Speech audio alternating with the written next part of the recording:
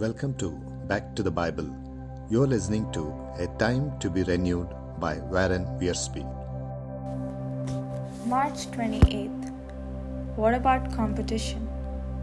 A man should prove his own work, Paul wrote in Galatians chapter 6 verses 4, and it should be proved in the light of God's will and not in the shadows of somebody else's achievements.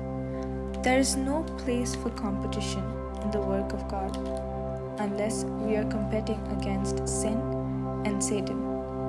When we see words like best, fastest growing, biggest, finest applied to Christian ministries, we wonder who is getting the glory. This does not mean that it is wrong to keep records.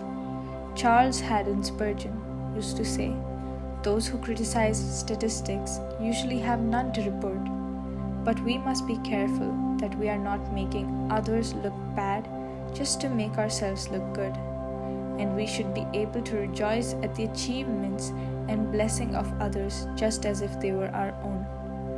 After all, if one member of the body is blessed, it blesses the whole body." Verse to remember, Galatians chapter 6 verses 4 to 5.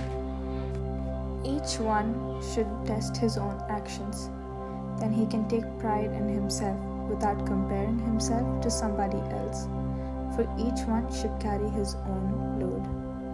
Also consider Psalm 133 verses 1, Colossians chapter 3 verses 12 to 14, Galatians chapter 5 verses 13, verses 22 and verses 26, 1 Thessalonians chapter 4 verses 9, and 1 Peter chapter 3 verses 8.